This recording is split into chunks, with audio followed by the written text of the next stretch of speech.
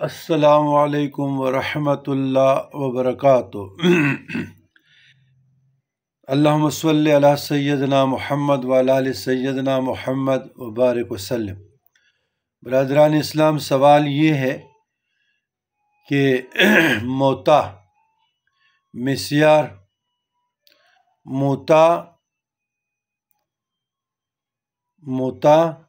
مسیار اہلالہ، تو موتا کے متعلق پوچھا گیا ہے کہ اہل سنت الجماعت کے ہاں موتا کی سٹیٹس کیا ہے۔ یاد رکھیے گا، فقہی مسائل، تفہیم المسائل مفتیان کرام، علماء کرام کا کام ہے، لیکن مسلسل سفر کی، عمرے سے آیا، عمرے سے پھر چشتیہ اور ڈارا والا اور ادھر سے پھر پشاور اور سوات، بنیر کی بھلائی علاقہ، اور کل صبح انشاءاللہ اللہ نے چاہا بر وقت پہنچ گئے تو مظفر گڑھ کے لیے نکلیں گے، لیکن میں نے کہا لوگوں کا فائدہ ہو جائے گا۔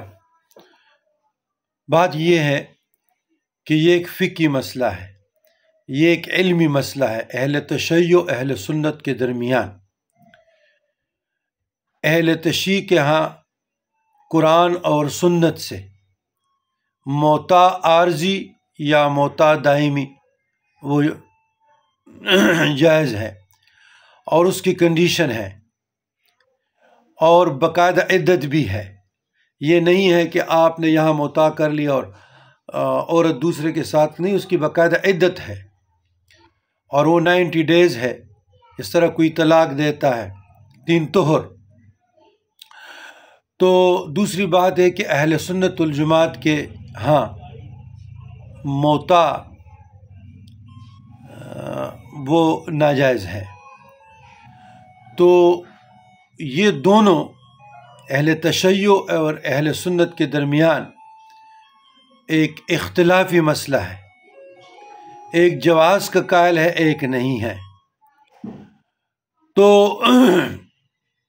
علمی اور فکری اور فقہی مسئلہ ہے، لہذا جو اہل تشیع ہے وہ مباحث اور بعض سے ہٹ کر اپنے علماء کو فالو کریں، اور جو جواز کے قائل ہے وہ جواز کی طرف جائیں، اور جو جواز کے قائل نہیں اہل سنت الجماعت، تو خواہ مخواہ وقت ضائع کرنے کی کیا ضرورت ہے۔ اہل تشیع میں بھی بڑے بڑے علماء، بڑے بڑے ائمہ مجتہدین، بڑے بڑے لوگ ہیں، ٹھیک ہے، علمی، فکری اور نظری اختلاف ہیں۔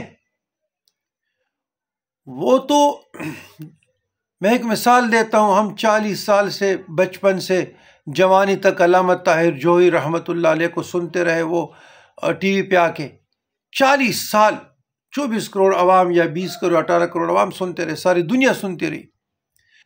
تو فکری اور علمی جو باس مباحث، یہ علماء کا کام ہے، یہ مفتیان کا کام ہے، یہ عوام الناس کا کام نہیں ہے۔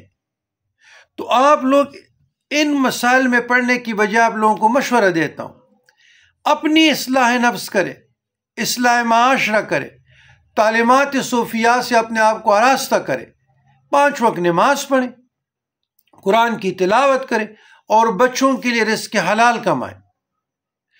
تو ایسے جو علمی مسائل ہے اور مختلف، آپ لوگوں کو اس کا فائدہ نہیں ہے۔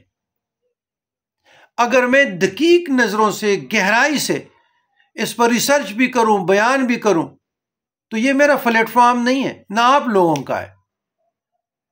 ہمارا کام اصلاح نفس، اصلاح معاشرہ، پھر قواریت سے بالاتر ہو کر مخلوق خدا کو ایک پلیٹ فارم پہ لانا ہے، محمدی المشرف بنانا ہے، امام اہدی علیہ السلام کی لشکر کی تیاری کرنا ہے، ان کے رفیق بننا ہے، بس اتنی سی بات ہے۔ ربنا ظلمنا انفسنا وان لم تغفر لنا وترحمنا لنكونن من الخاسرین۔